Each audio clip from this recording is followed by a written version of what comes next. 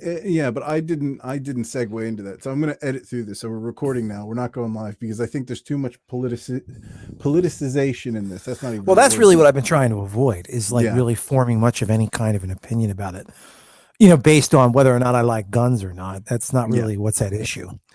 Well, Um, why don't we start? Because I'm going to do an intro here. okay.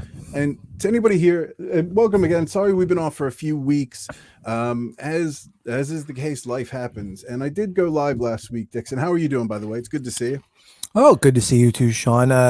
Doing well. I've lived a lot of life in the last 2 weeks. Well, Feel older, wiser, let's and let's see how that comes to pass in the rest of this Mm. show. So I'm expecting a better performance from you this week than in previous weeks. Oh, you're damn right, man.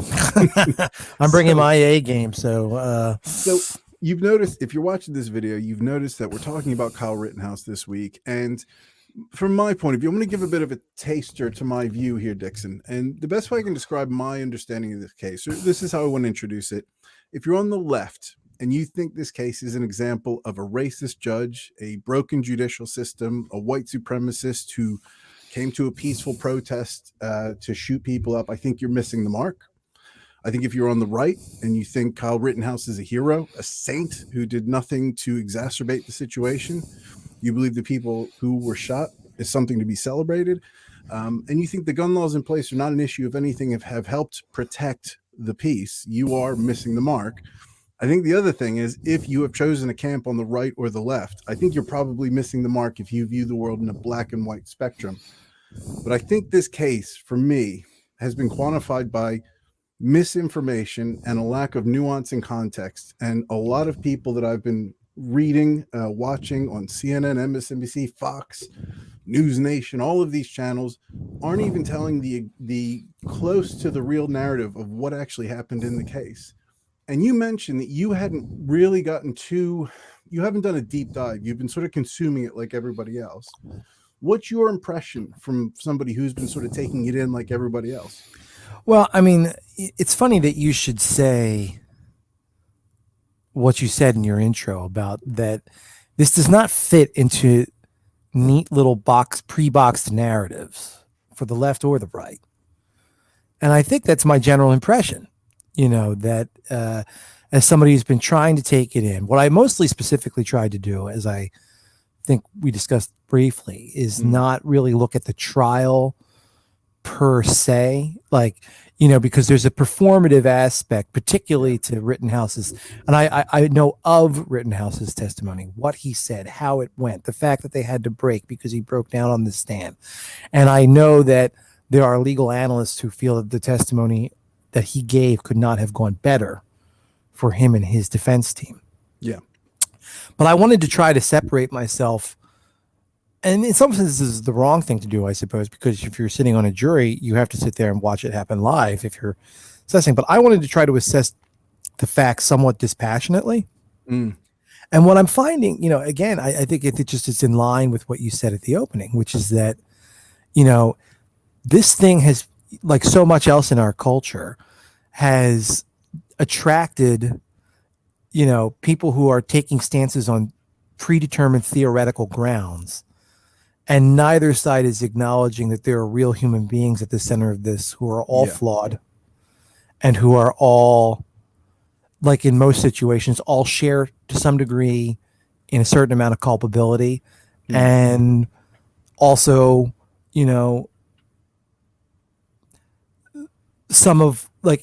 so each one could probably legitimately claim that they weren't solely to blame for what went down. Let me put it that way. I wanted to look at this in very much two different sides of the coin. And when we look at, and you mentioned Kyle Rittenhouse and his performance, and that's something I do have queued up and ready to talk about.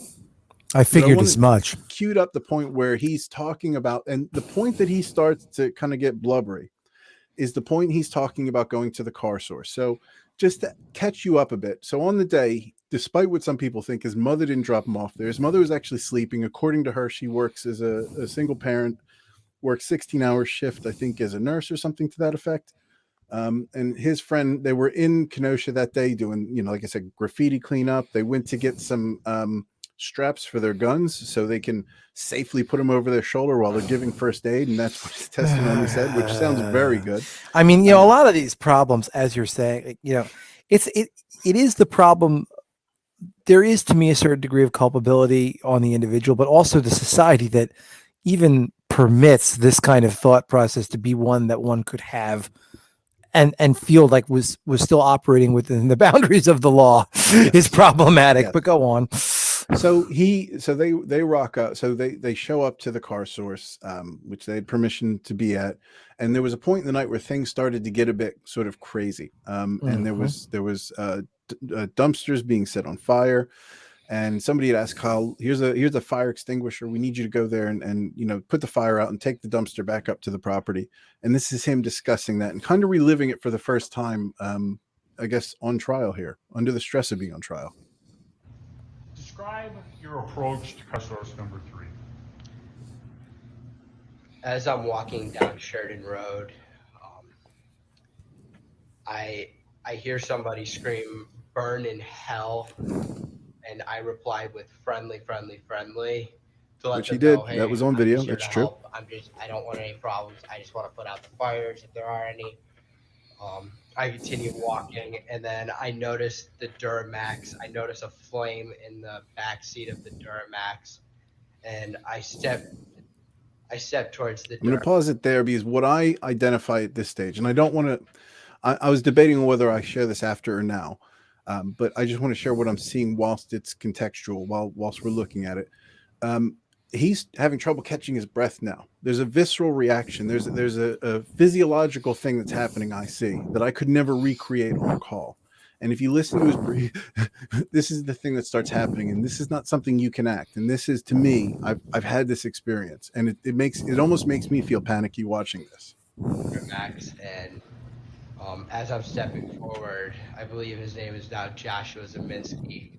He steps towards me with a pistol in his hand, and as I'm walking towards the fire, I drop the fire extinguisher and I take a step back. Okay. When you step back from, he's trying to keep it together. What's your plan? My plan is to get out of that situation and go back north down Sheridan Road to where the car source lot number 2 was. And did you get back? Were you able to go in a northerly direction? I wasn't. Describe what happened. Once I take that step back, I look over my shoulder, and Mr. Rosenbaum. So really quick, Rosenbaum is the first person who was shot. And he is the first person that confronts Kyle Rittenhouse. Was now running from my right side. And I was cornered from in front of me with Mr. Zeminski. And there were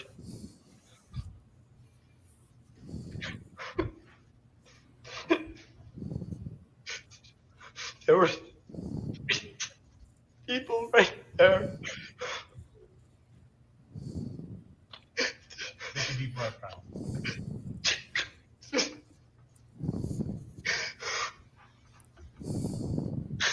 That's what I.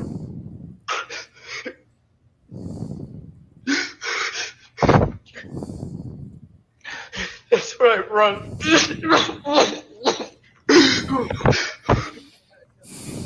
Time for our break anyway. You can just relax for a minute, sir. We're going to take a break. So crocodile tears or not, what do you think? No, that was real.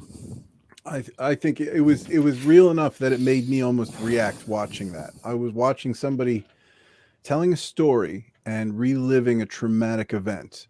And that, to me, there was no question about that. It wasn't even remotely close.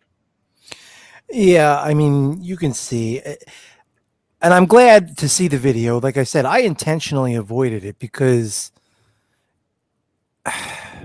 one of the things I said to you in prepping for this was that there is a difference between justice and the legally correct verdict.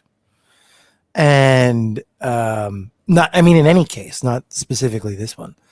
And So what I was trying to do is get a sense of what is really the evidence that's on the table, sort of irrespective of those emotional elements. Yeah. Right. That, because to see anybody that distraught is going to generate, I think, a certain amount of sympathy for that person.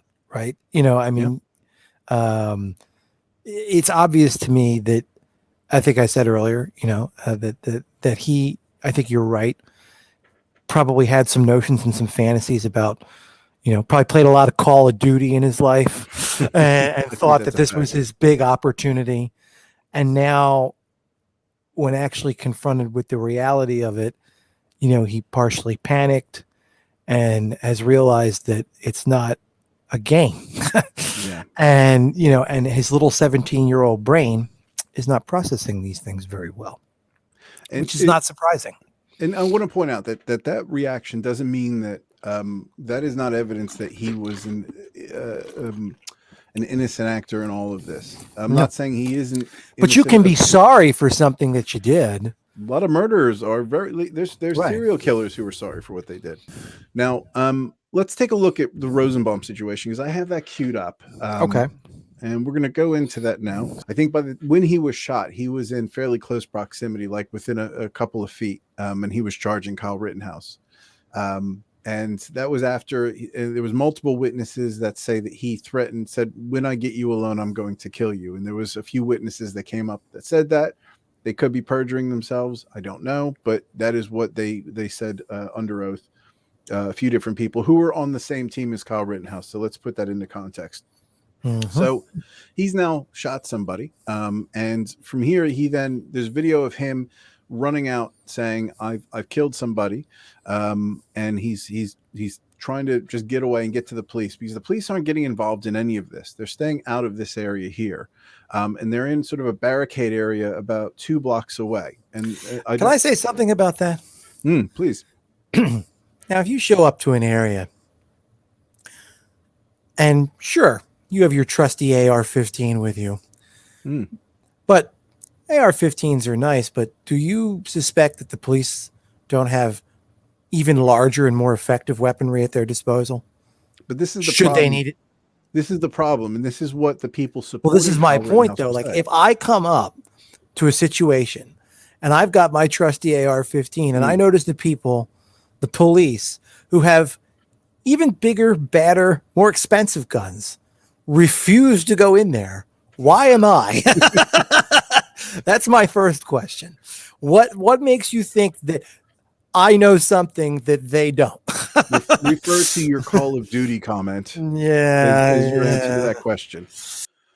So next we're going to enter into Gage Grosskreutz.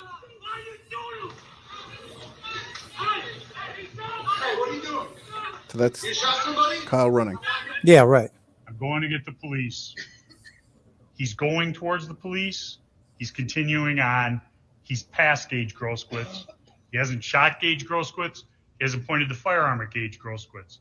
The medic, if he thinks someone shot, why isn't he there? He doesn't know Richie McGinnis is tending to him. None of the people who chase him are at Car Source 3. So that's an interesting point, because for me, I'm going to pull this off so I can do more changes to the next clip. The people that end up chasing him weren't, for the most part, there's a few exceptions, weren't really aware of what happened or who was at fault or why. They were saying, letting everybody know he's an active shooter and get him. So we're going to move forward to the next piece, which is referencing the gun that Gage had in his back pocket. Hey, everything's good. Leave me alone. I'm going to the police. Which is what he was saying. Unfortunately, that's not how the real world works. This was real world. People yelling to stop him. Next picture. You saw so that's Gage Grosskreutz right there. You see him reaching in his back pocket. He's getting his gun ready. That's where he was keeping his gun. He confirmed he had the gun. He had a weird exchange with the defense on the stand where he said he didn't bring his gun to use it. He just brought it for protection. And they said, well, what's the point of bringing it if you're not going to use it? Why? Is it an accessory? But he said he never intended to shoot anybody with it, which is more to your point about why would you bring a gun to a protest? That's just stupid. Before. I mean, like, listen, unless if you didn't intend, like, I would have to assume, because otherwise we would certainly ban them, that we all assume, in a sense, that nobody intends to use their gun to shoot anybody else. Yeah. And yet you have it, and that's the whole problem. How oft the means to do ill deeds makes ill deeds done, to quote William Shakespeare. Really. A great reference. So let's take a look at the actual shootings then. I'm going to play them because they're not that graphic. The most graphic piece is when Gage gets his arm shot, you can see a spray, but you can't really make out much as far as any gore or anything like that. So I'm going to let it play out. And what we're going to see, and the defense does a good job of sort of highlighting what's happening in the video. So we're not showing anything that's narrative driven. We're looking at a video. We can listen to the narrative of the defense. But this is what they refer to as jump kick man. So this is somebody who is going to jump kick him in the head. So Kyle's on the floor because somebody hit him in the head, I think with a skateboard, and he fell down trying to turn around. This guy comes up here and kicks him in the head. This is Gage Grosskreutz, and this is Anthony Huber, I believe, this is Anthony. They'll explain it. But these three are going to be involved here in attacking Kyle effectively, who's on the ground now. Jump kick man launches, contact. Kyle shoots in the air. Turned around. So he was trying to shoot him. Anthony Huber. Blow to the head. With a skateboard. Now, I'm going to start it. You'll see Anthony Huber pull on his gun. You'll see the butt of the gun separate from Kyle's body going in that direction, away from him. I think you can actually see Kyle moving a bit when he pulls the gun too. Like kind of dragging him almost.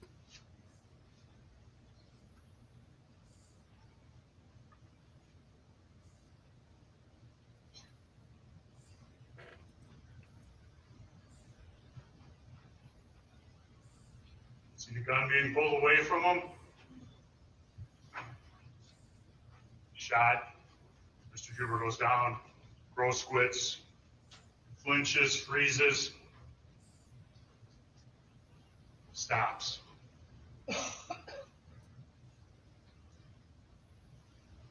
Hands up. No pull. So he's saying he's not recocking. He's not pointing the gun at him. Now, Mr. Grosskreutz is standing like this, and all of a sudden you see him kick his foot back and launch forward. He loads his back foot going forward at Kyle with a loaded Glock handgun. Kyle sees it coming, gets within a couple of feet, he fires.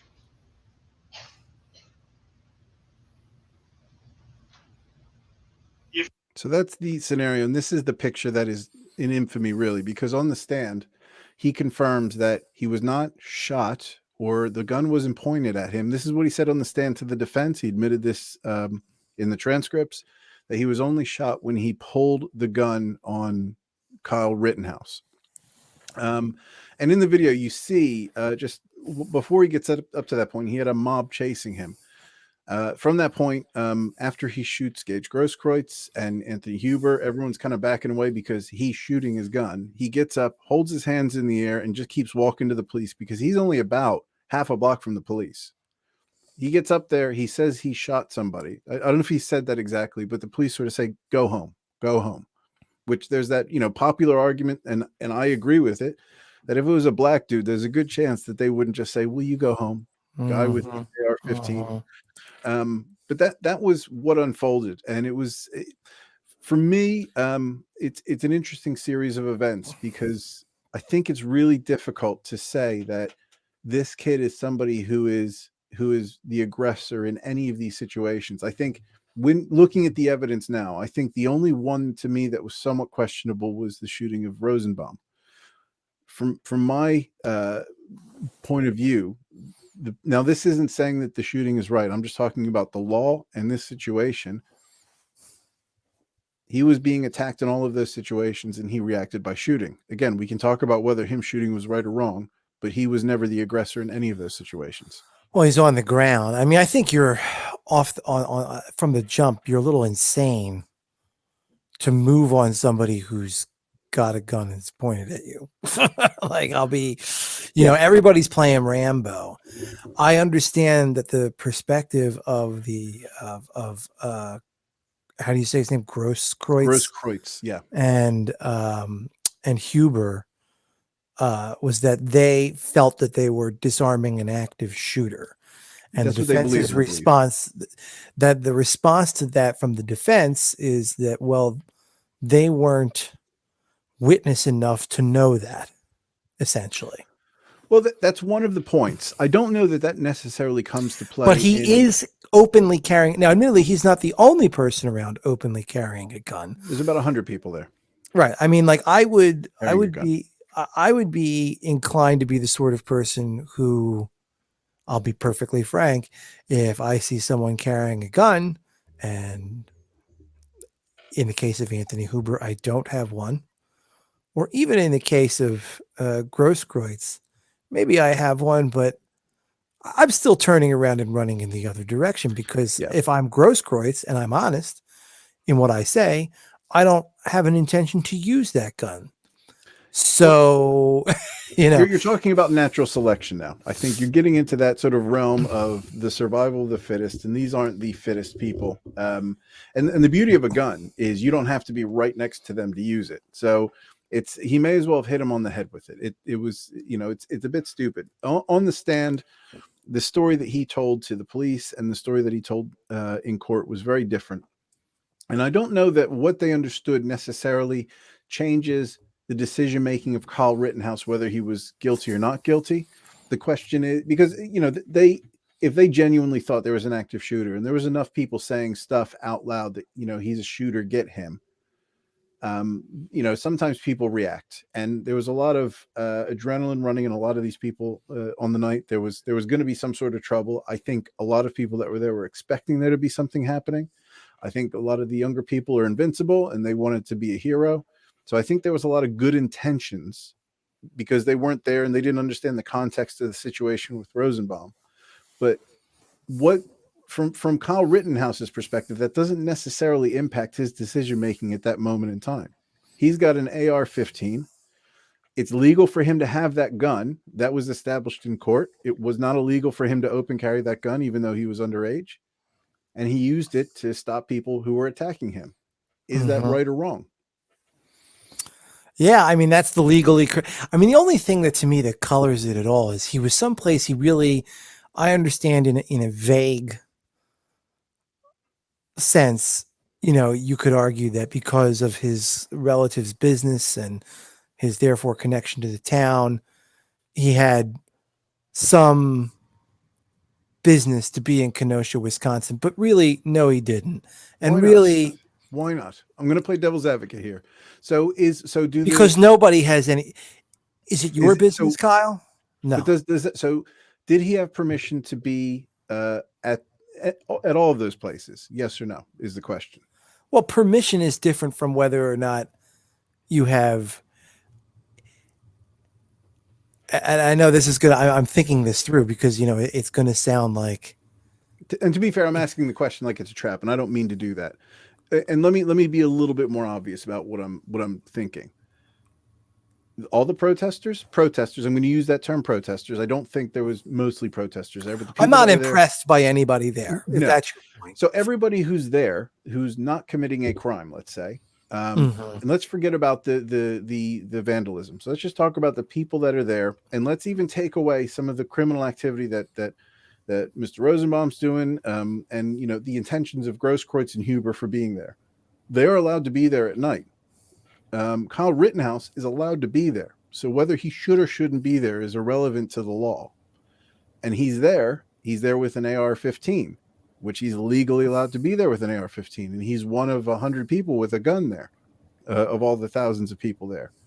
So, whether he should or should not be there, I don't know really has an impact into the, his level of guilt.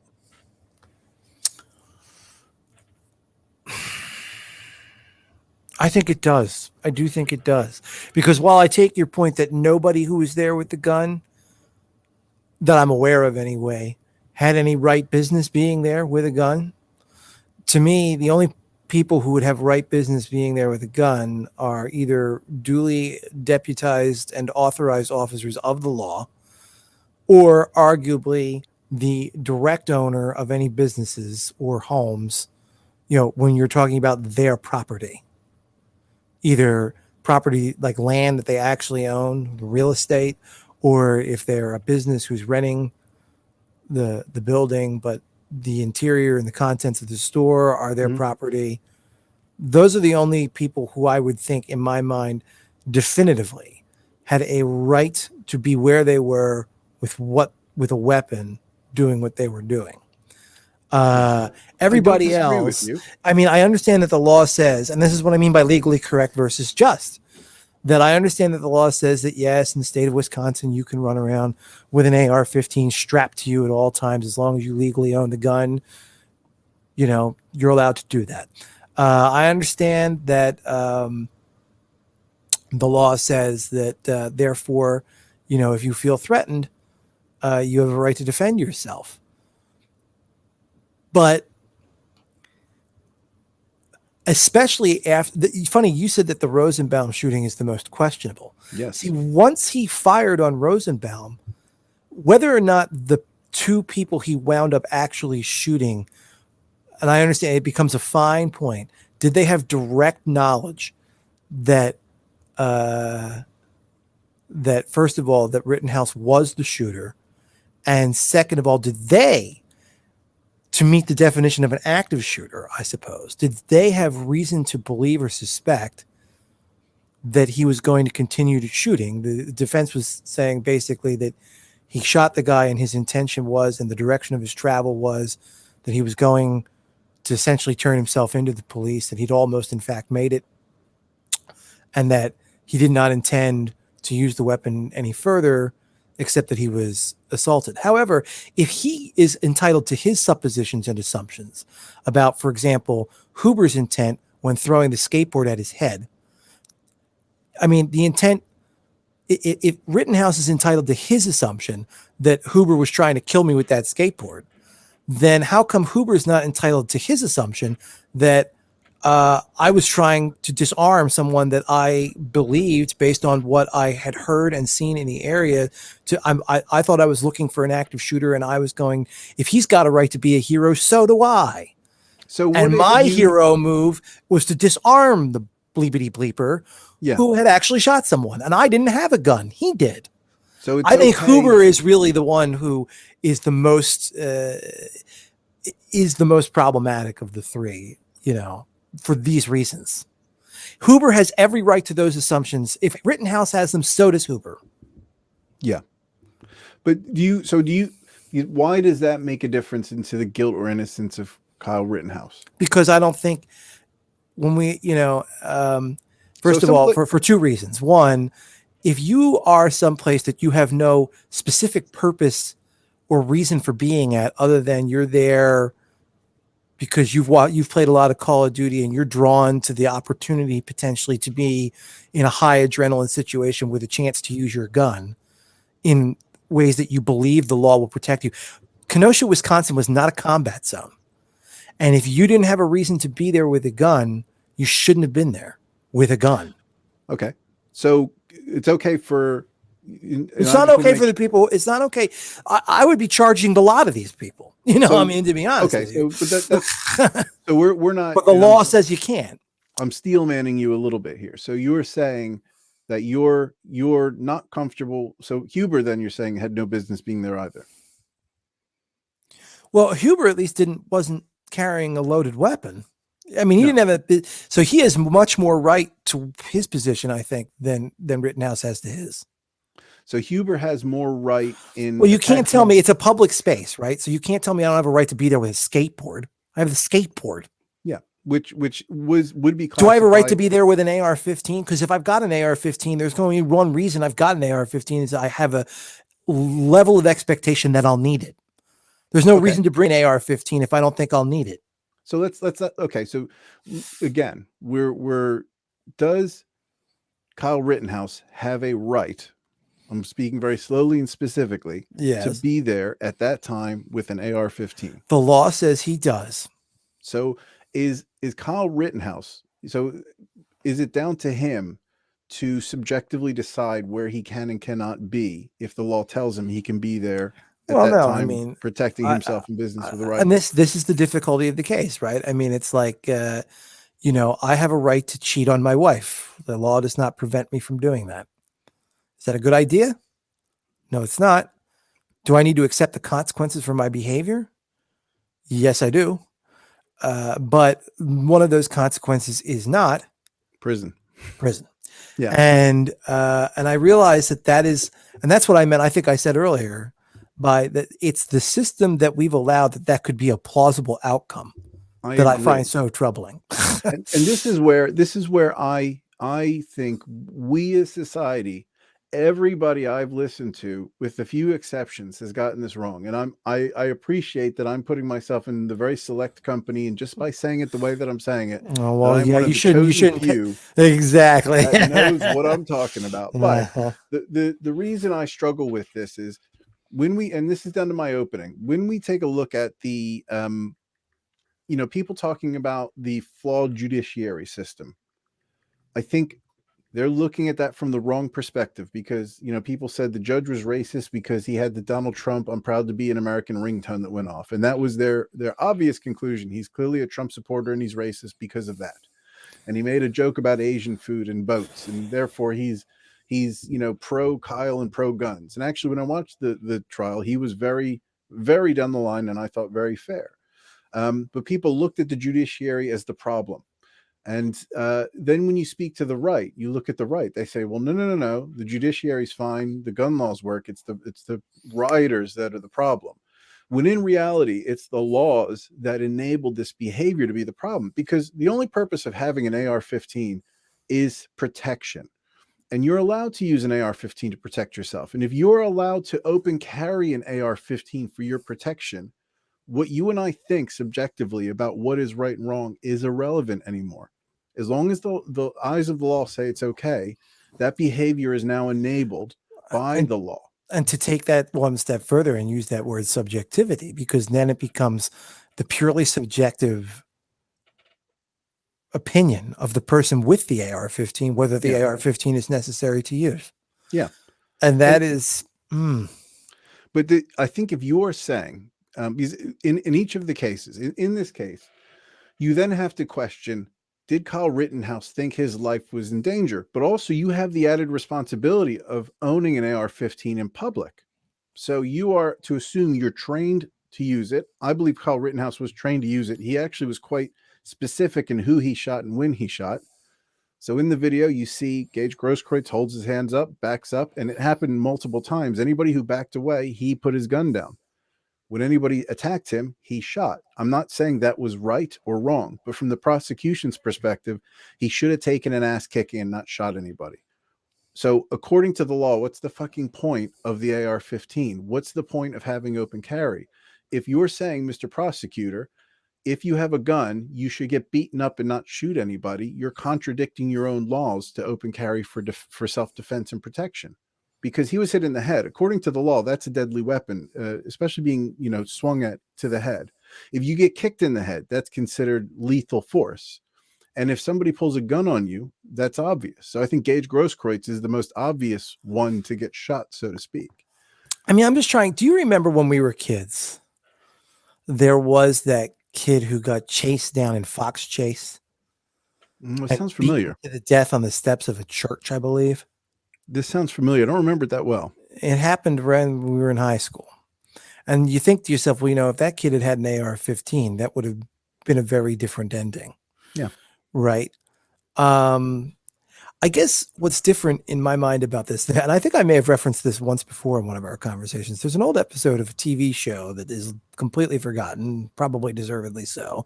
And I myself probably only watched one or two episodes, but this is one of the two episodes I for some reason, while I was on when I was very young, and I wouldn't have really mostly been interested in it, but I remember watching at least the end of this particular episode with my mom. Jake and the Fat Man.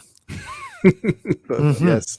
And the premise of this particular episode was there was this guy who, I guess, whose marriage broke up, or maybe didn't break up, but his wife thought less of him or whatever. He felt like he'd failed as a man because they had been out, in a rough part of town and had been accosted by someone with nefarious intent. And I don't remember exactly in the episode what took place, whether the person, assaulted his wife or whether they just were robbed. I don't remember. But the point is, he didn't like nut up and Steven Seagal the motherfucker. You know what I mean? Break his arm, disarm him, and whatever. And so then he, starts having like these psychological issues where he starts going into areas of town known for their problematic situations, like known for violence, known places where you're going to find trouble if you look for it and not hard, and brought with him a weapon.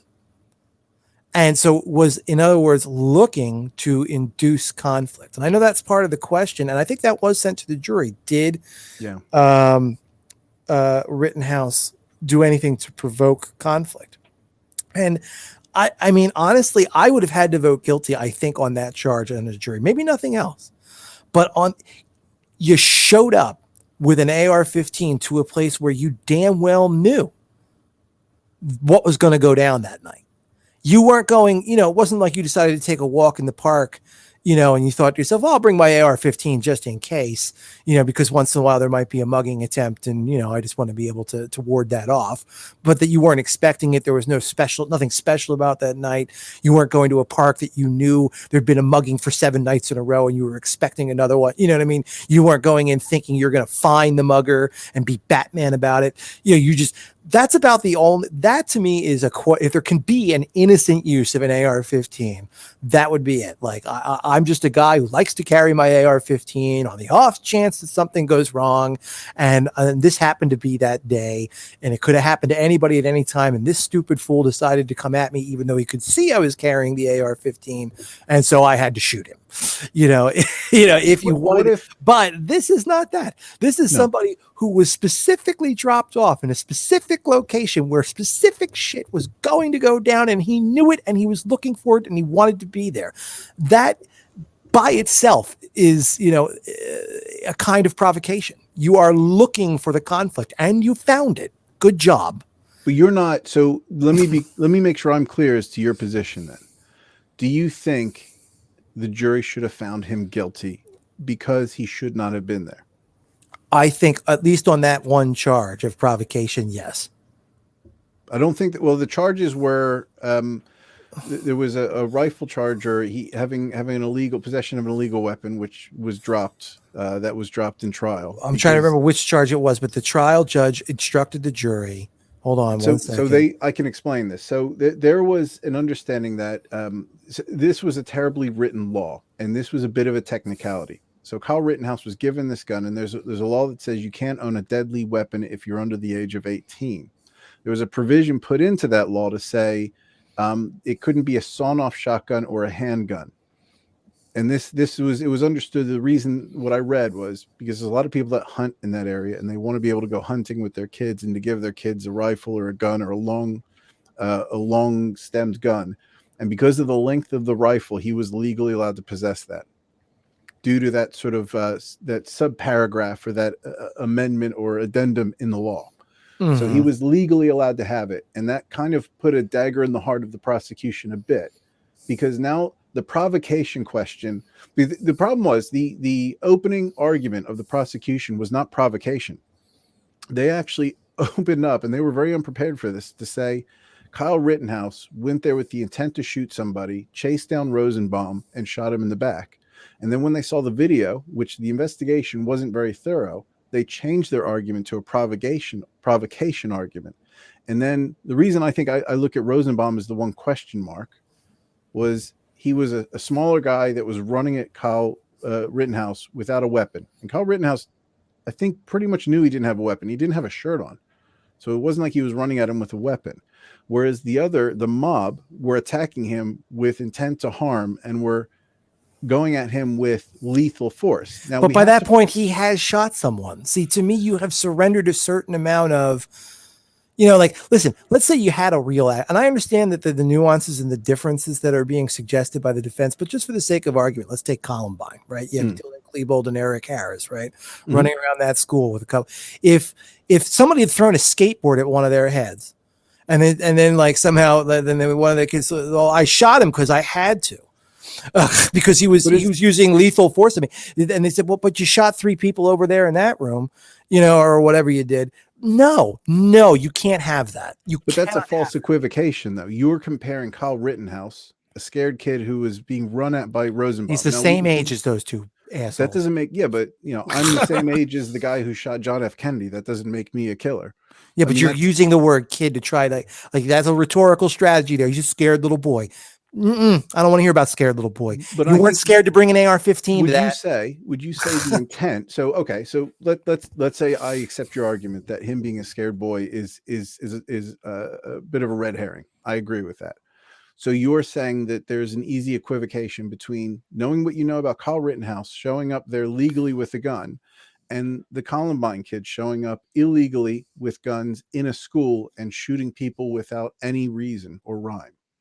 There's no equivocation there in my mind. I mean, it's not a perfect analogy. I think I acknowledged it at the front end of it. What I'm saying is, and I wasn't using it as to suggest that the 2 situations were equal in terms of culpability. What I was suggesting was that for like the moment he shot someone, actually, Kyle Rittenhouse surrendered a certain amount of the claim to, I'm not an active shooter. I'm an innocent person. These people are attacking me, especially people without guns. Sorry, that's the way that is. Because the way I see this, and the reason I think the Rosenbaum is arguable, because you know we don't necessarily know that he was.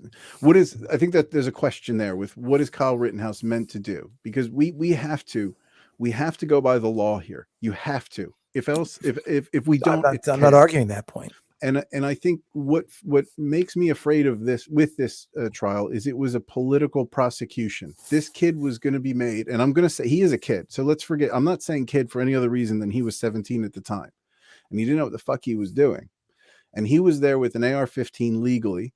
So we disagree with the law. We think it's ridiculous that he was able to do so, but he was being attacked. He used an AR-15 to defend himself. Just because you are in a place you shouldn't be doesn't mean you give up the right to life, which is kind of the argument here. Because if we move it down the road to Mr. Huber or Mr. Grosskreutz, is he now supposed to take his medicine with a guy coming at him with a gun and a guy hitting him in the head with a skateboard and a guy kicking him in the head? Let me traditional self-defense. One of the tests from a mob. Now, that's the thing. The hero was being attacked by multiple people, and at that stage, I understand. But at that point, he'd already shot somebody. Shot somebody. Here's what he should have done. Once he shot Derek Rosenbaum. Yeah. Not Derek. I'm sorry. I used to know somebody by that name. Jacob Rosenbaum. Is it Jacob? No, Mr. Rosenbaum. I want to say Joshua. That was the other one. It's let me Google it to save us the gosh pain. Darn it. Like my brain. How come it can be such a sieve? It's not Jacob. It's not Joshua. It's Joseph. Well, whatever. Joseph. Thank you. Once he shot Joseph Rosenbaum, here's the deal. He should have thrown down his gun because because Joseph Rosenbaum wasn't coming at him with a gun. He should have immediately put, and this is where, I mean, the police are partly to blame because they weren't present and they were specifically excluding their own presence from the situation. But he should have thrown, I shot him in self-defense. My hands are up. He did that? No. He should have dropped the gun. In the mob and let the mob have access to where, you know, people that were burning buildings and living. Well, that's why you shouldn't have been there. Yeah, I know, but once you've taken, you don't have a right to go defend yourself. What was going to be the end of that, Sean? You know, the only thing that stopped it was you know, should he be allowed to shoot the whole mob defending himself? Yes. Yeah. That's so here's the point. We are putting the terrible, we're putting the ownership of poor legislation that created this situation on the shoulders of Kyle Rittenhouse, who followed the letter of the law, whether we like it or not. See, I'm saying he did not. And that's where we're back to the question about provocation, which was sent to the jury.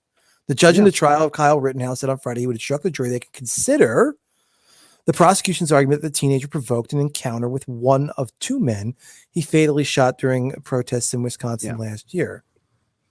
So here's what he did. So we can say that we disagree, which I don't think it's a major thing. We disagree with, well, maybe it is a major thing, that he ran for the police the second he shot somebody. He held his arms in the air. He ran off. He was hands up when he was getting to the police, but he was running for the police. Drop the gun. Yeah, Drop that's the gun. I said, let's forget that for a second. Let's move forward here. So let's say the mob didn't know what was going on, showed up before he had a chance to drop the gun. What is he meant to do at that stage? Because we have to accept, you and I don't like the fact that he shot people to protect himself or even had the gun. Mm-hmm. What is he meant to do as far as the law is concerned to preserve his life? What is he meant to do? So is it because nothing's been litigated in court? So really, isn't the mob culpable for taking mob justice? Isn't there any ownership on their part for attacking somebody without any evidence, without any due process? Because again, I'm going to go back to a school shooting situation. You know, if someone had thrown a skateboard at the head, I know it didn't happen, and I'm limiting the analogy to this.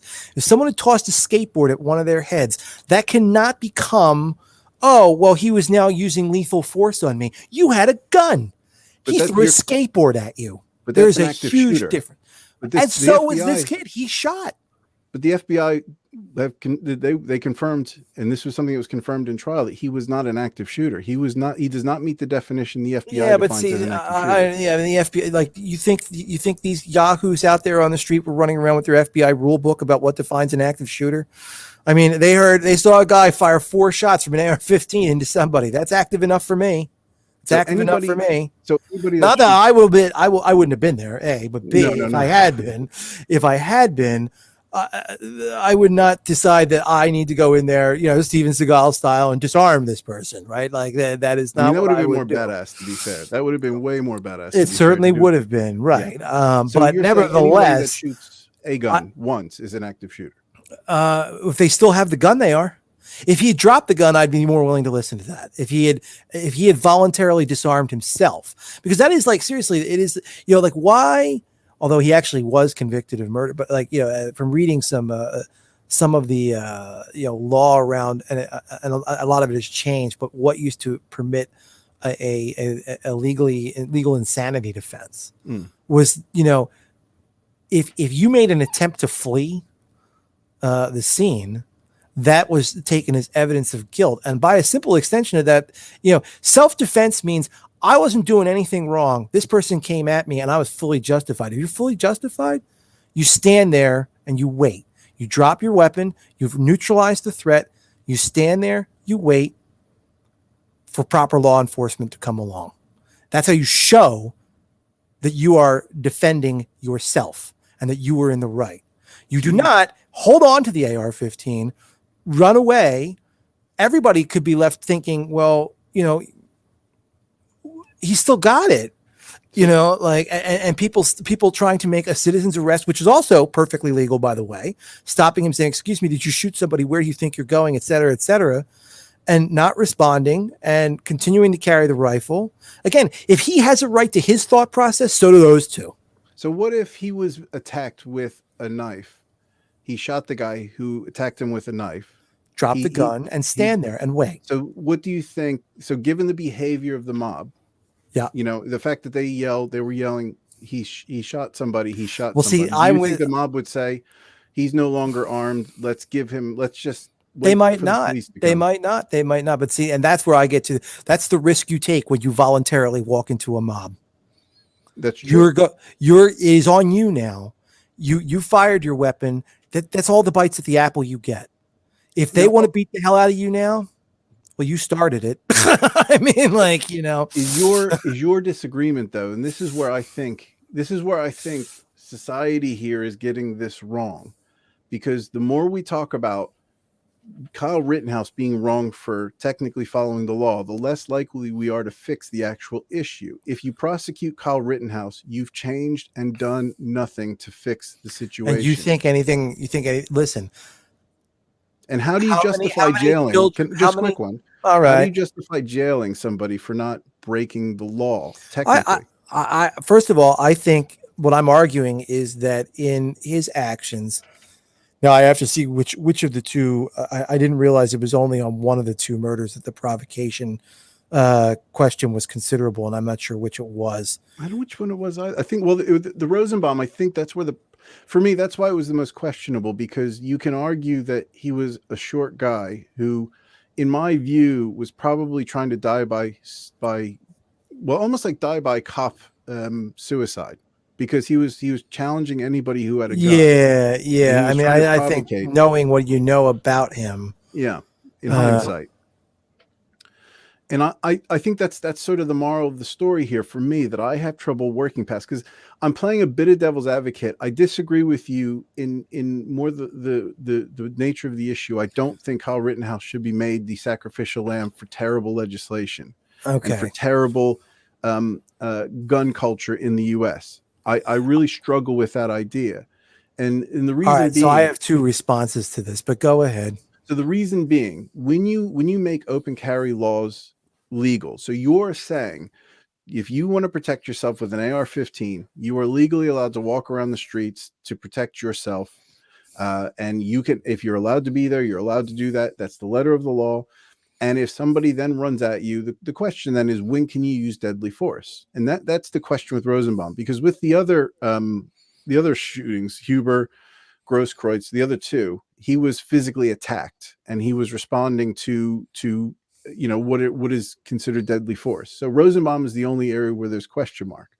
But if, let's say, he is being jailed for being reactive and being defensive with a gun, the whole point of having the gun is to defend yourself. That's what the law tells you. This is what we're telling you is right and proper. And if you follow that guidance, no matter where you are, no matter how objectionable the people are around you, that is not something you go to jail for. That is, here's my problem with that version of the law, because what that does is, in this situation, and what it clearly doesn't anticipate is that what if we've got two people, each with an AR-15? What we've turned it into is a race, which one could draw first. In the Old West, at least, the person who shot second was the one considered to be defending himself, not the one who drew first. Yeah. And it's ridiculous but leaving that aside, first of all, you said you seem to me, well, let me deal with it seems that it was on Rosenbaum and not on Huber where provocation was permitted to be considered. And I think that's wrong. I think Huber and Grosskreutz.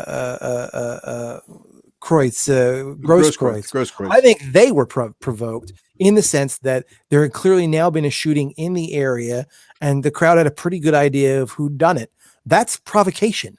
If I know that there's someone carrying a rifle who has now demonstrated his willingness to use it, I do feel provoked. Now, I would be feeling provoked to run as far the hell away from there as I possibly could. I still have questions about the fact that any of them were there. And like I said, in my ideal world, anybody there who was there with a gun would be getting charged. That would be my ideal solution, of course.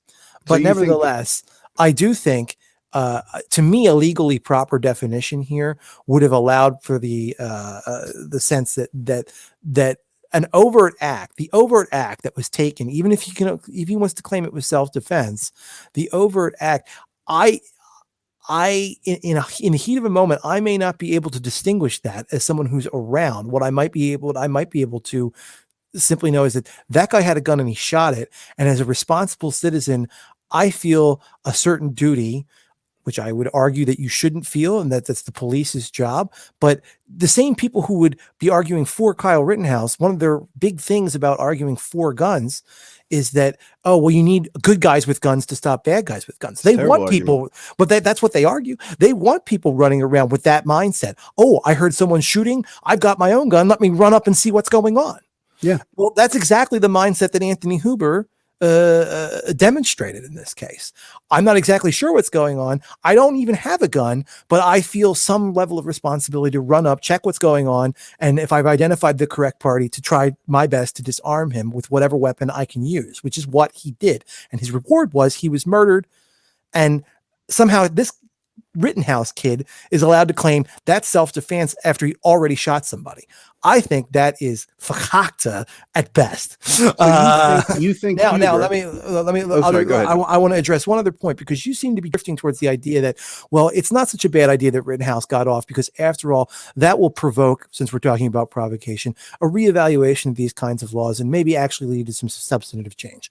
Allow me to direct your attention to the Sandy Hook Elementary shooting, where 20 children and 26 people, all unarmed, all inside of a school, were slaughtered by an insane person, and not one thing changed in this country. What Terrible. about this Kyle Rittenhouse verdict is suddenly going to have people seeing the light about the insanity of open carry laws? It's only going to vindicate the people who believe what they believe. They already have enough votes to block any movement of any kind on these laws whatsoever, and they'll have them from now till the earth collides with the sun, or the United States fails as a polity, period. So I don't see any positive coming out of this. What I think we need is a much more narrow concept and interpretation of what that word provocation means. You don't have a right to defend yourself because people are coming at you because they heard you shooting at somebody. You have surrendered that right by doing that. Except if you actually drop your gun and make it clear, not only will you not be shooting anybody else, you literally cannot shoot anyone else because you no longer are holding weapon. That is the difference to me, and that's what I would have been arguing as a prosecutor with all the fire and brimstone I'm feeling at this moment. Now you may speak. Thank you. I want to stress, I share just about all of your beliefs in this. I disagree with the methodology here, and I think you open up a whole framework of scary shit in government, in the judiciary, by making Kyle Rittenhouse a sacrificial lamb for technically following laws. I have a problem with that, because when you look at the scenario that you're discussing, you then have to open up the door that somebody in the mob picks up the gun and starts shooting somebody. Then Kyle Rittenhouse has broken that law because he has not protected the rifle or the gun that he has. So there's also the issues with, when you look at a citizen's arrest. We've actually heard this in the Ahmaud Arbery case, which is something I was going to allude to. We may have to cover that another time. But the defense was making a case that those guys were doing a citizen's arrest, and they had to protect themselves in the act of making a citizen's arrest because they believed he was robbing properties in the area, Ahmaud Arbery. And the judge said, you can only make a citizen's arrest if you witness the crime happening. The reason being, a citizen doesn't have the training, nor do they have the wherewithal to do the proper investigation, to remove that reasonable doubt, so to speak, to be able to make an arrest. So unless you witness somebody committing the crime, you can't make a citizen's arrest. Because let's say, for instance, Andrew, you were there. You were walking around, and you were wearing the same clothes as Kyle Rittenhouse. You were going for a jog, and then the mob attacks you and kills you. You've now empowered people to, on the other side of the coin, to take justice into their own hands with the little training and information they have, which is ironically the same issue the Kyle Rittenhouse crew had. They showed up to do the police's job with no training or wherewithal how to de-escalate situations, how to safely operate their weapons. And people will argue Kyle Rittenhouse was very specific in how he used his gun.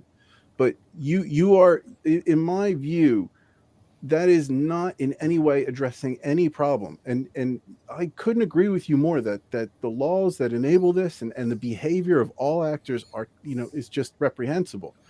But without a trial, you don't give up your rights before trial. You're innocent until proven guilty, and a mob doesn't have the right to decide you're guilty, because there was 100 people with guns there, and they just happened to catch the right person.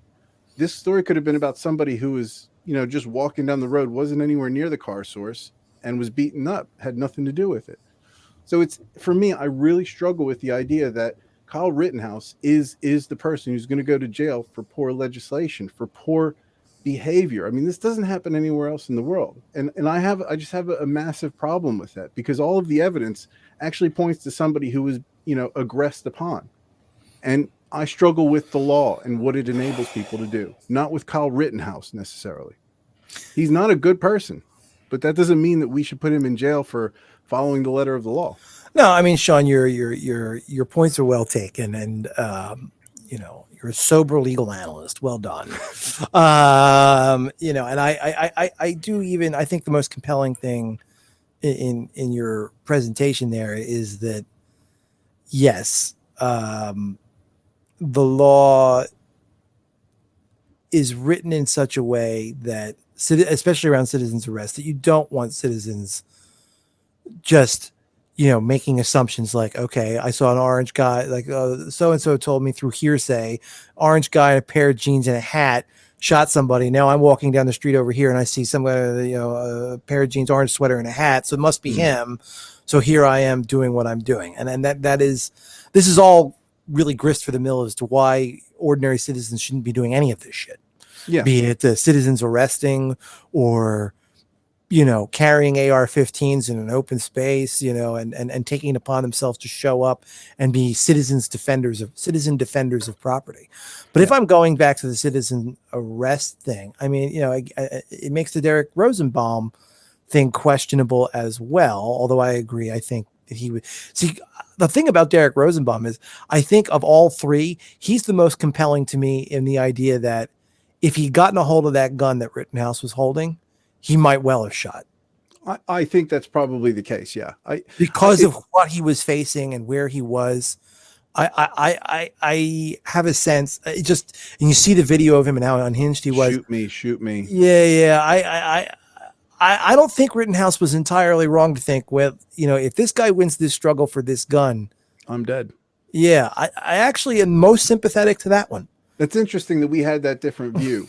I think where I don't want to get, it's amazing how much we agree on this, and yet we've debated on this more than anything else. And I think there's a lot of nuance there in sort of the points that we're making.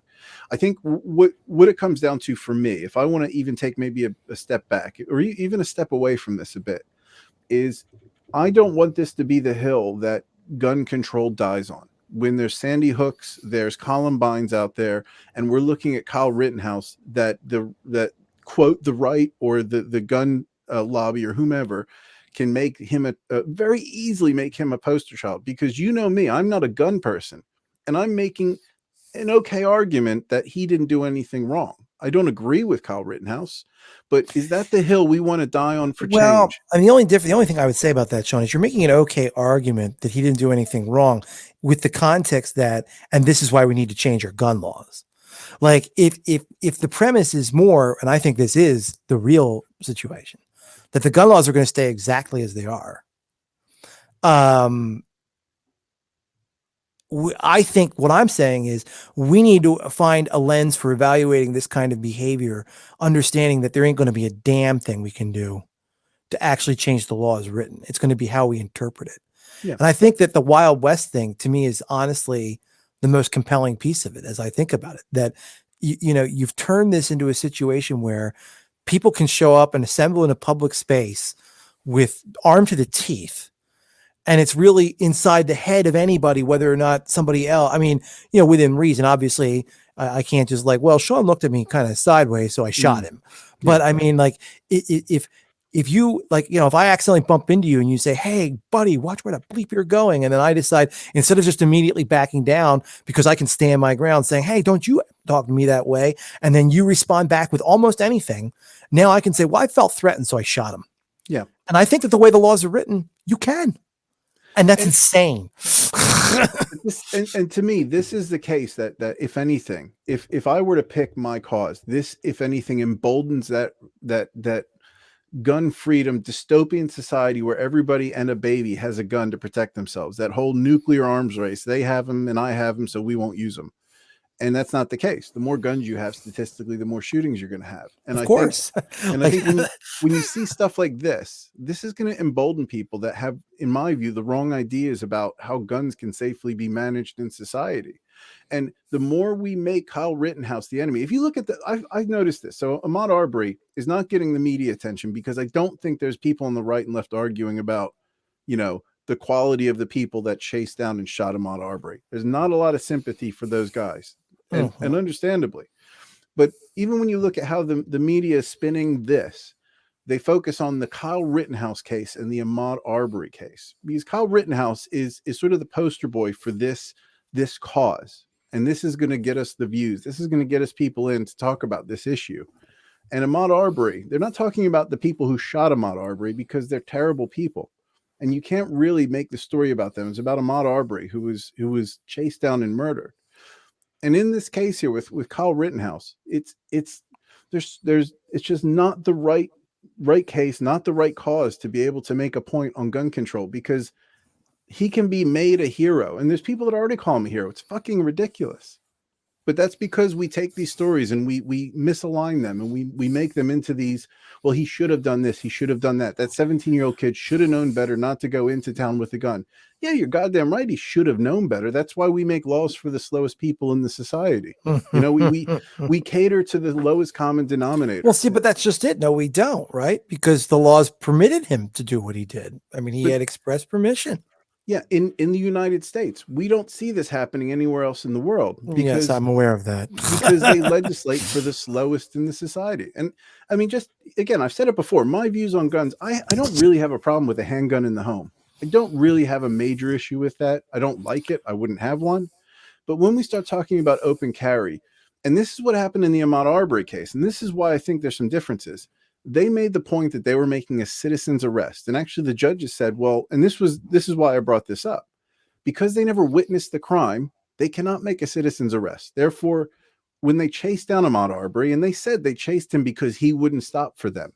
And they said, you know, we were making a citizen's arrest, so he needed to stop. When he came after us because we had a gun, we shot him. Now, if they're making a citizen's arrest unjustly, they lose their right to defend themselves, because they had no reason chasing him down. Ahmaud Arbery had every right to defend himself. Yes. And in those cases, it's very specific. You know, you can't just empower people to make decisions without due process. And Correct. That's the thing that scares me. That's very well said. That's very well said. Fuck out of me. And I think this is why it's been bothering me, because on both sides, you have Kyle Rittenhouse, who was there. And I think we would agree that Kyle Rittenhouse's intentions that day were not to shoot somebody. I don't think he wanted any part of using his gun to kill anybody. I don't know that I agree with that. I don't think he did, because he was running like hell the second he had anybody coming up on him.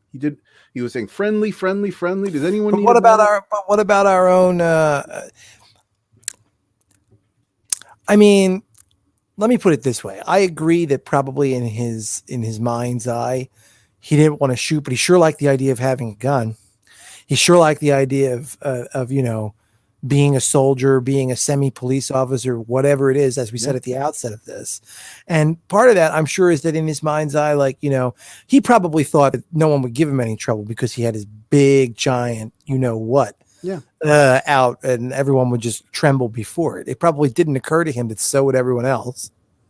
Yeah. And that there might be some people who are unbalanced, like Derek or excuse me, I keep calling him Derek, but Joseph Rosenbaum appears to be, and I'm sorry to his family and not to say, but it would appear that he had some probable mental health issues. Let's just say and part of it is, I mean, well, part of what I'm drawing that conclusion is that he seemed to be completely unfazed, even though he had no gun, by people who did.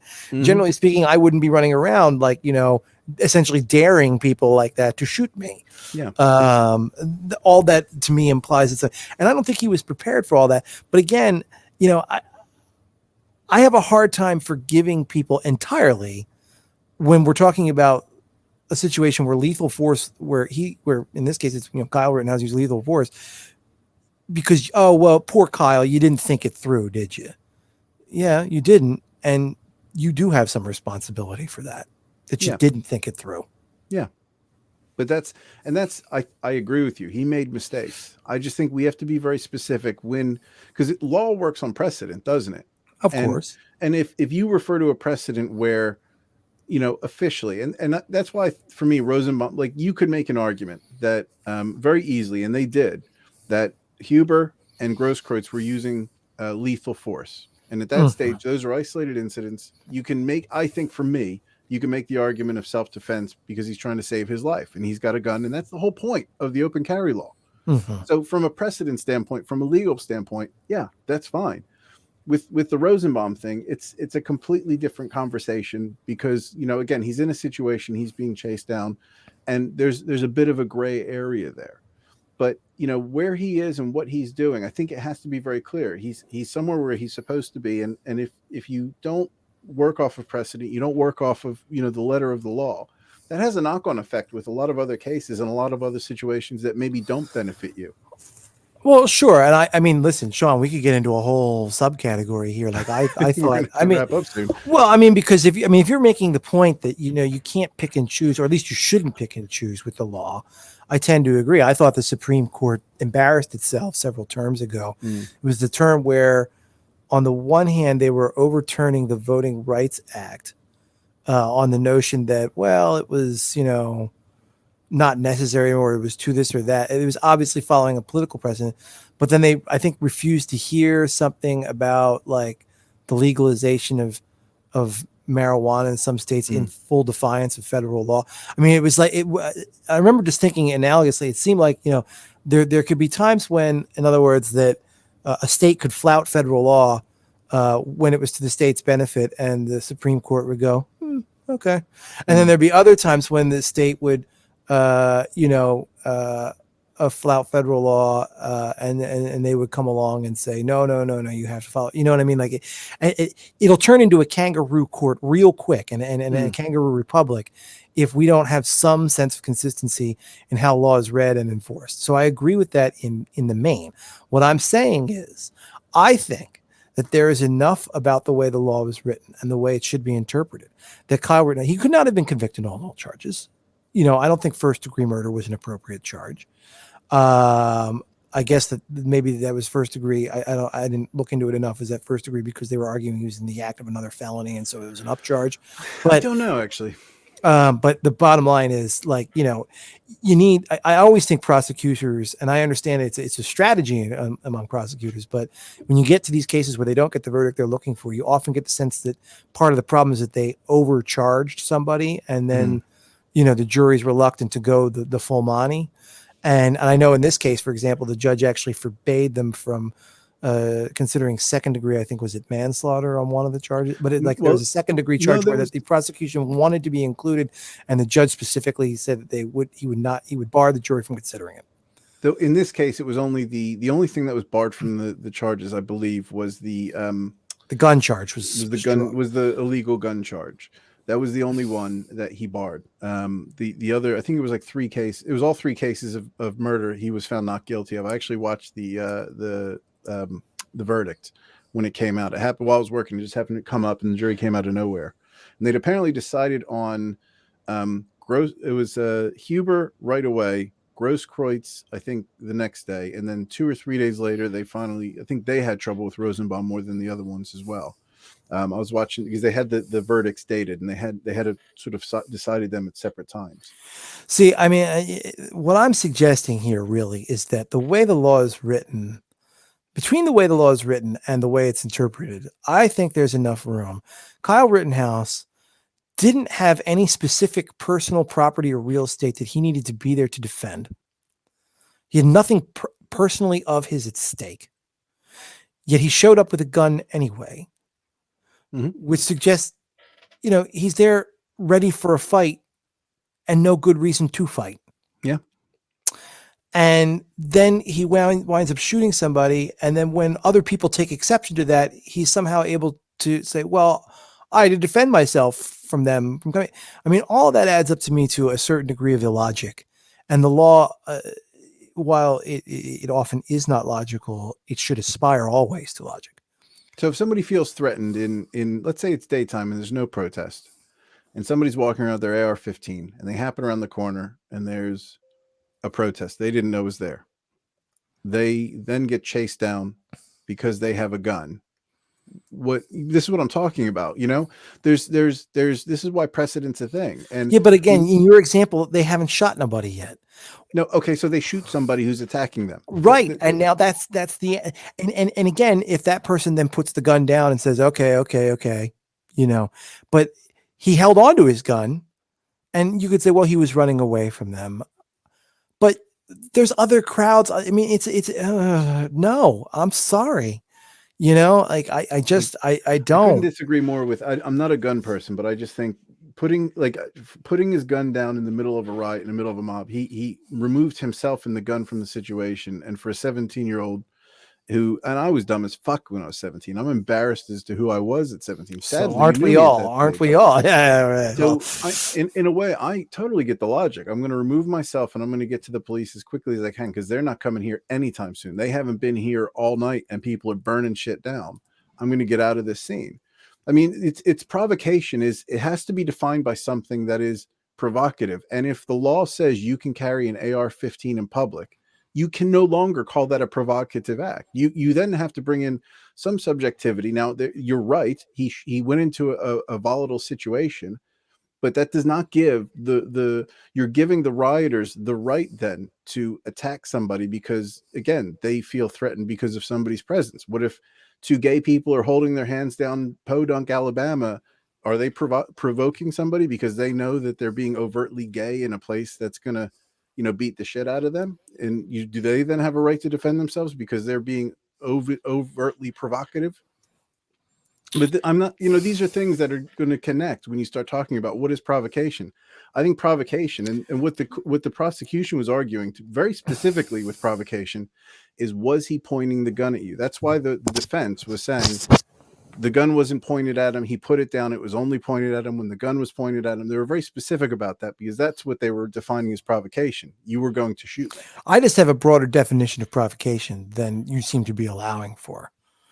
Because I don't. And I think provocation. I mean, the problem with provocation and the problem with all this stuff is so much of it is about the mind of the person holding the weapon and who did the shooting, who's on trial. Yeah. What did so and so reasonably believe? And I just can't come back. I cannot get away from the notion that if Kyle Rittenhouse has the right to reasonably believe that Anthony Huber was going to kill him with a skateboard, Anthony Huber has the right to reasonably believe that Kyle Rittenhouse was going to kill him with that gun.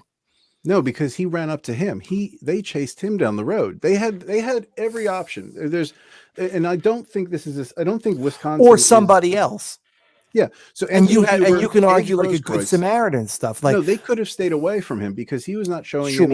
Sure, but I don't think you have the same obligation to stay away from some. I mean, do I think you should do that for your own self-preservation and not get involved? Sure. Yeah. But I'm not going to fault somebody who wants to play Good Samaritan and says, hey, that guy, we're pretty sure shot somebody and is carrying a gun and he's running off and no one knows where he's going.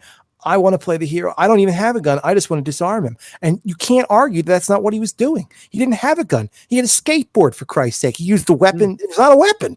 He made it into a weapon to try to defend himself, to try to see. I mean, do I believe that Anthony Huber's intent was to get that gun away from Kyle Rittenhouse so he could turn it around and shoot Kyle Rittenhouse in the face? I don't think it was. No. And as such, therefore, Kyle Rittenhouse is guilty of shooting him. So period. Guilty of shooting him is not guilty of breaking the law, though. Yes, it is. And that's what I mean. That's what I mean. He's guilty of, you don't have a right to have a gun and shoot somebody because he's coming at you with a skateboard, for God's sake. And you have a gun, and that context matters. Well, why does Anthony Huber better than democracy in a way? Why is he better? He's not better than democracy. Why is Kyle Rittenhouse better than democracy? Anthony Huber is judge and jury, and if you hit somebody in the head with a skateboard, you can kill them. It is a fact. So if you shoot somebody with a gun, you can kill them. There's another fact. So what did Anthony Huber know? What did he know? I don't know what he knows because he's dead. But that's the point. I mean, that is the whole point. That his death the fact that Kyle Rittenhouse managed to kill him and prevent him from testifying cannot be the linchpin on which we can then say Kyle Rittenhouse is exonerable in the death of Anthony Huber. And that's what I object to. But I object to vigilantism as well. But that's what Kyle Rittenhouse was there to do. But no, we can't let you get away with that. But there's an equivocation with the Arbery case because you have people that are saying, I suspect somebody did something. I'm going to stop him before he can continue doing wrong. He then comes after me and I've got my gun at the ready. You can't make it okay for him or for that group to chase down Ahmaud Arbery with suspicion. That's why police have to go through due process. Anthony Huber took it upon himself to go after Kyle Rittenhouse with very little information. Where was Anthony Huber? So they're saying he wasn't anywhere near that car sense or whatever it was called, car source was the name of the lot. Car source. Yeah. Where so they're saying that Anthony Huber had no way of knowing. No, even if he knew that Kyle Rittenhouse shot Joseph Rosenbaum, which if he knew, then that's the end of the story. He knew. So you're saying if Joseph Rosenbaum attacked Kyle Rittenhouse, which you concede that he was going to potentially take that gun and do bad things with it. Kyle Rittenhouse was probably somewhat justified for shooting. You then think it's okay for Anthony Huber to make the assumption that what he did was illegal or he was now an active shooter because of that one instance, and then start to chase him down in a mob and hit him on the head. That's I'm saying that Kyle Rittenhouse had the opportunity before firing his gun at anyone else to drop the gun. He could have dropped the gun and run. You're making the left the gun behind. So hold on. He also had the option to when this guy was running up to him, I surrender. He could have said that. He didn't do that. Because he got hit in the head with a skateboard, not a fatal wound. No matter how much he and his defense team want to go, he could have killed me with a skateboard. No. All he had to do was say, listen, all right, I surrender. I'm going to turn myself in. You can have the gun. All those things were available to him. Or just say, don't hit me again with a skateboard or I'll have to shoot you even. He didn't verbalize even that much. Do you think so? The reason I disagree with that is I think there's a lot of assumptions we have to make to get to the point that Kyle Rittenhouse in a very short period of time with a lot of things happening very quickly, we're making the assumption that if he puts the gun down, the mob aren't going to beat the shit out of him. And the mob, it's not as if they're acting already like. But we're all looking. Let me get through this. So let me get through this, and then I'll let you counter here. I just want to get. I really have to use the bathroom. Is really also my point. So you want to take a timeout? Progressively more agitated. I will take a timeout. Yes, and we will have to stop. But let's pause for just a second. Then I'll hear you out. All right. Let's hear more of your wrong theory. Go ahead. Okay. Fair enough. So here's what I'm gonna make my point, and I'm gonna let you have the last word. All right. Just so that we can. I've really enjoyed the debate. So here's my issue with all of that. And again, I want to go back to the point that I think we largely agree on the main source of the issue. I think we unequivocally agree on the source of the issue being, the stupid gun culture and laws is sort of no, the structure is all wrong. Yeah. If we go into this situation, I think, we agree that in isolation, Kyle Rittenhouse maybe made a decision that we can kind of understand with Joseph Rosenbaum. Now, at this point, I disagree with just about everything you've said. And it's not because I agree with Kyle Rittenhouse, and it's not because I agree that he should have shot anybody necessarily, but we're in a situation now where he's shot somebody. Putting down the gun does not make anyone safer, but let's move on from that. Putting down the gun and then standing up to the mob who's shouting they shot him, the mob that ultimately chased him down and beat the fuck out of him. I don't necessarily think his life is necessarily safe at that stage. I think he's probably even safer with the gun. So I don't know that he is at a stage where he can be suicidal. I don't think he's in a position where he can say, you know what, I've had a good run. I made a bad decision being here. I shot this guy who probably was going to kill me and take the gun. I'm going to go ahead and hope that the mob stops looting and stops rioting and decides not to kill me. Yeah, there's not going to be any police around here. I'm going to try to walk there. I don't know if they're going to let me get there.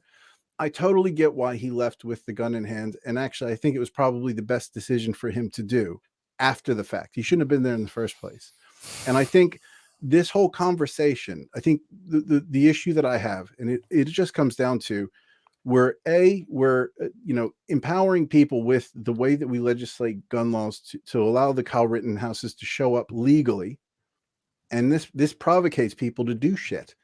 And now on the other side of the coin, we're empowering those rioters, those people that feel provoked, to then go ahead and be judge, jury, and executioner on the spot and take out that person without due process, because they weren't going to give Kyle Rittenhouse his day in court. It just wasn't going to happen. So I have issues with all of that. I think that it was a shitty situation all around. But I think just at the end of the day, we need to take responsibility for society and not allow that group of, dumbass kids with guns to show up and think they were doing any good. It's a very easy thing to make that illegal.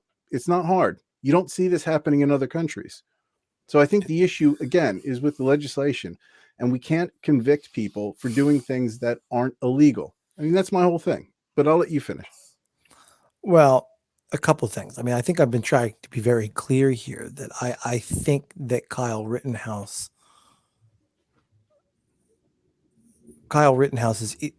illegal acts began after he shot Joseph Rosenbaum. And what was illegal about it was that he did not. You can argue that he attempted to extricate himself from the situation by fleeing the immediate scene of the murder. But when approached by other people, he just started firing. And one of the people he was approached by, and again, I actually have much less sympathy for, I originally said, and I was wrong, about the guy with the gun who had a conceal, Grosskreutz, whose conceal permit was expired, so he was also carrying it illegally. Because he did approach Rittenhouse with a gun and made it into a standoff. But he got hit once basically in the head with a skateboard and then just started firing. That was as it was being taken. The gun, just to add context. Someone was trying to take the gun. He fired at the guy who was pulling the gun off of his person. I'm not arguing whether you're right or wrong. I'm just making sure you have the full context. Okay. Well, I mean, I think that, I just think that, he, at this point, the fact that he shot somebody and ran off is in and of itself a provocative act. And that person was unarmed. And he knew that that person was unarmed. And other people could probably see that that person was unarmed. That person was unbalanced and was saying some crazy stuff. But what I'm saying is that there has to be rules. So there has to be room, because the law, I mean, you keep coming back to the idea that, well, the law is bad, so we got to change the law, but that's not going to happen. We need to interpret these laws in a way that prevent this incident from happening again. I also want to be clear. Everybody who was there that night was wrong on some level. There isn't an innocent actor in this thing, as far as I'm concerned.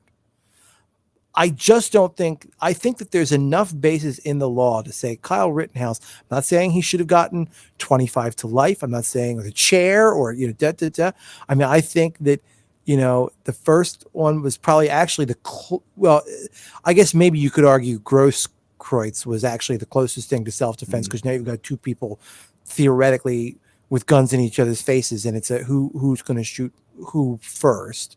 If you're thinking about the Rosenbaum thing, I suppose you could have said, why didn't he shoot him in a non-fatal spot? Why not shoot at the leg? Why not shoot at that? But maybe he didn't have the time.